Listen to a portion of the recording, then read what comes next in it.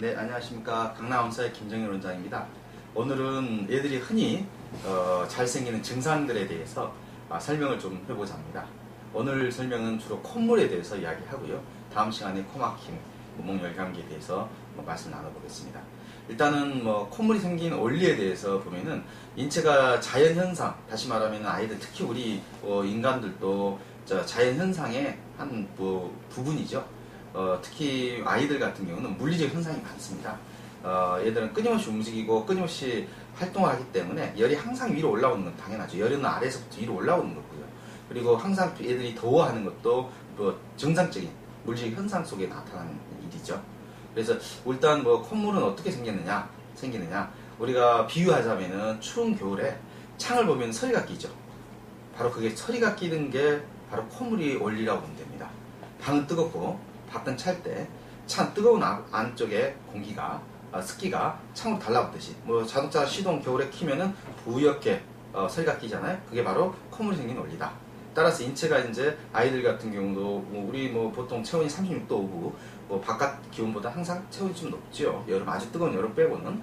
그런데 얘들은 끊임없이 덥다 가고 하다 보니까 피부를 차게 해요. 겨울에도 잠잘 때 이걸 안 덮고 자고요. 그렇기 때문에 그러니까 피부가 차면 특히 목에서 등이 차면은 바로 콧물이 생깁니다.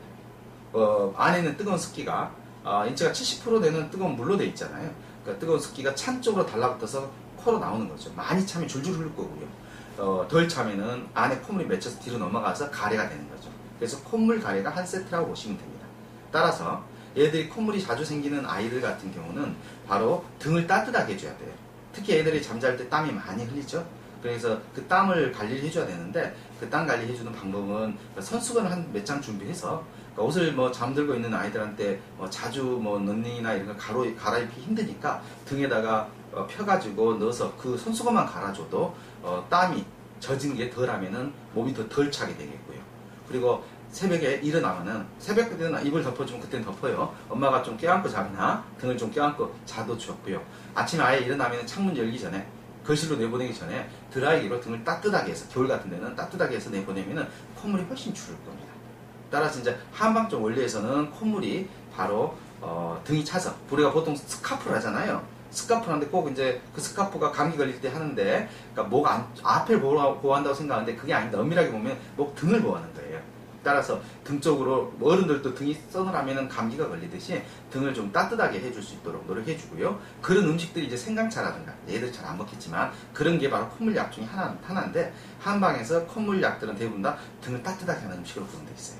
따라서 이제 양약 꼭 콧물 생기면 바이러스 문제라고 생각하지 말고 일단 물리적 현상이라고 보고 등을 먼저 따뜻하게 해줘보고 그리고 이제 등을 따뜻하게 하는 음식들 생강차, 귤피차 이런 등등을 한번 먹여도 보고요. 그리고 그게 아니면 저희들이 이제 그거에 맞게 과립이나 감기탕약이 음식으로 준비되어 있어요.